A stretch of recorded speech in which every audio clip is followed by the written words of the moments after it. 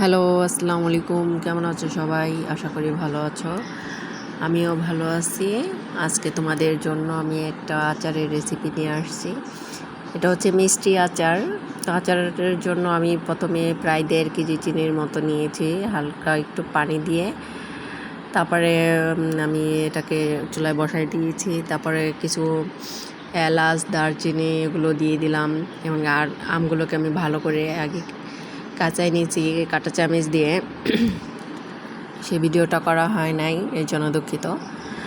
তো এরপর আমি চিনিটাকে ভালো করে আগে গলায় নেব। যখন গলে পুরাটাই পানির মতো হয়ে যাবে, তারপরে আমি আমগুলোকে দিয়ে নেব। তো আমি অনবরত নাড়তেছিলাম যেন চিনিটা খুব তাড়াতাড়ি গলে যায়। অবশ্যই পানি একটু দিতে হবে, না হলেই হবে না, গলবে না, চিনিটা ক্যারামেল হয়ে যাবে। তো যখন চিনিটা ভালো করে গলে পানির ছেড়ে দিল, এমনকি পুরাটা বলক এসে গেছে, তখন আমি আমগুলোকে আমি এটার মধ্যে দিয়ে দিচ্ছি, চিনির মধ্যে পুরাটা দিয়ে দেবো। এখানে প্রায় আমার 54 পিসের মতো আম ছিল এখানে।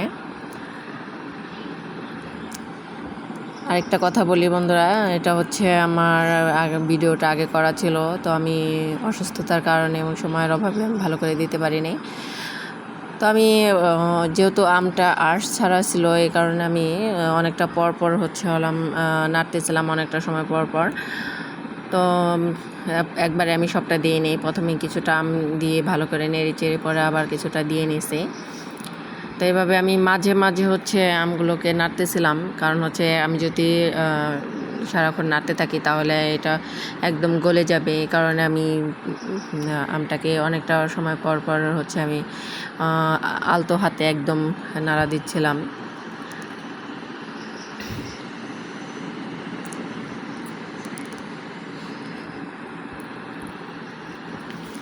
তো চেষ্টা করবেন আপনারা সবাই যেন আমটা আঁশ যুক্ত হয়। তো আমার কাছে হচ্ছে আঁশওয়ালা কোনো আম নেই, কারণ আমি সে আম দিয়ে বানাতে পারিনি।